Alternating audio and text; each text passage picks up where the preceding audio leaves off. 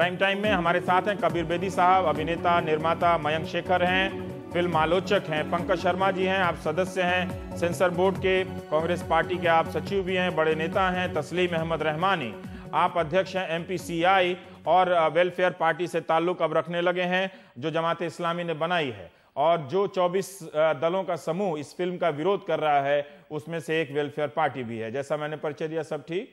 सब ठीक। और हमारे साथ अभय कुमार दुबे भी हैं, संपादक CSDS। पंकज जी, पहले मैं आपसे ही जानना चाहता हूं कि ये सेंसर बोर्ड की फिर क्या भूमिका रह जाती है? फिर अगर आप फिल्म पास जब करते हैं तो क्या ऐसे संगठनों का अब तक तो आपके पास लिस्ट होना चाहिए, सबको बुला के पूछ लेते आप? नहीं, फिल्म सर्टिफिकेशन बोर्ड का ये तो काम नहीं है कि सबको बुलाकर पूछें। देखिए, फिल्म सर्टिफिकेशन बोर्ड किसी ने अपने घर में बैठकर तो बना नहीं लिया, संसद ने एक कानून पारित करके इसको बनाया है और ये उसी के तहत काम करता है, नियम है, उपनियम है, उसके तहत काम होता है और पूरी जिम्मेदारी के साथ किसी भी फिल्म को देखकर उसे किसी न किसी कैटेगरी का सर्टिफिकेट दिया जाता है। इस फिल्म को जो कमल हासन साहब ने बनाई है, इसको भी एक जिम्मेदार पैनल ने देखा। उस पैनल के आधे सदस्य अल्पसंख्यक थे। फिल्म को पूरी जिम्मेदारी से देखने के बाद उसको US सर्टिफिकेट दिया गया। अब इस देश में सबको आज़ादी है कि अगर कोई असहमति है तो अदालत का दरवाज़ा खटखटाए। अदालत का दरवाज़ा कुछ लोगों ने खटखटाया है, अदालत का फैसला आएगा, चूंकि मामला अदालत में विचाराधीन है। जो आपने कहा कि आधे सदस्य अल्पसंख्यक थे, क्या वो आधे सदस्य तमिलनाडु के थे जिनमें से कई लोग, उनमें से नहीं, लेकिन जो संगठन कह रहे हैं कि एंटी तमिल मुस्लिम है? ये पहली बार हमने ये जुमला सुना है। देखिए, तमिलनाडु में ही इस फिल्म का सर्टिफिकेशन हुआ। वो सदस्य इसको समझ लीजिए, क्योंकि मेरे ख्याल से तमिलनाडु सरकार के जो सर्वोच्च विधिवेत्ता हैं जिन्होंने कोर्ट में दलीलें दी, उनको भी मेरे ख्याल से प्रोसीजर ऑफ सर्टिफिकेशन के बारे में कुछ इग्नोरेंस है।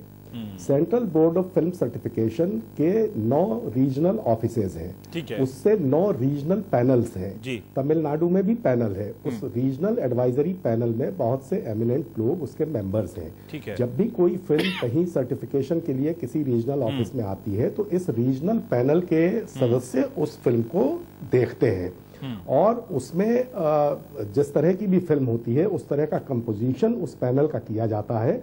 साथ में जो रीजनल ऑफिसर हैं, 9 रीजनल ऑफिसर्स हैं जो बहुत ही फाइन ऑफिसर्स हैं। नहीं, फिर मतलब क्या रह जाता है? मैं कह रहा हूं कि देखिए, जब भी इस तरह का मामला आता है तो कलाकार अपनी अभिव्यक्ति की लड़ाई लड़ते हैं, निर्देशक अपनी आजादी की लड़ाई लड़ते हैं, रहमानी साहब अपनी आजादी की लड़ाई लड़ते हैं। आप लोग कोई लड़ाई लड़ते हुए नजर नहीं आते हैं कि जब आपने एक प्रक्रिया के तहत आपकी भी कोई इस तरह से आवाज सुनाई देनी चाहिए कि फिर क्या मतलब रह जाता है कि जब आरक्षण एक बार आप जारी कर दें या जारी करने से पहले इस तरह का दबाव हो, लोगों ने फिल्में ना देखी हो? कई ऐसे हजारों फिल्मों के उदाहरण हैं। यही तो मैं कह रहा हूं कि फिल्म प्रमाणन बोर्ड को तो हर मामले में बेकार ही घसीट लिया जाता है। हम अगर किसी फिल्म से कुछ अंशों को निकालते हैं तो फिल्म निर्माता और निर्देशक हमारे पीछे पड़ जाते हैं। अगर तब वो अभिव्यक्ति की आजादी और कला की स्वतंत्रता की बात करने लगते हैं। अब किसी फिल्म को अगर सर्टिफाई कर दिया जाए जिसमें कुछ भी नहीं है तो कुछ सामाजिक संगठन उठ के खड़े हो जाते हैं। तमिलनाडु सरकार ने कोर्ट में ये कह दिया, मुझे तो बड़ा दुख है, उन्होंने ये कह दिया कि ये फिल्म सर्टिफिकेशन की जो पूरी प्रक्रिया है ये अपने आप में एक स्कैम है। बताइए, इस तरह की बात CBFC के खिलाफ, फिल्म प्रमाणन बोर्ड के खिलाफ, जो एक जिम्मेदार संस्था है और संसद के एक एक्ट से बनी है, उसके बारे में इस तरह की बात कर देना। तो यही मेरा निवेदन है कि इस मामले में फिल्म प्रमाणन बोर्ड पर छींटे उछालने से बाज आना चाहिए। India's #1 news app just got even better. Download NDTV's new app, fully optimized for Retina display. Full screen view, faster response time, and Sudoku.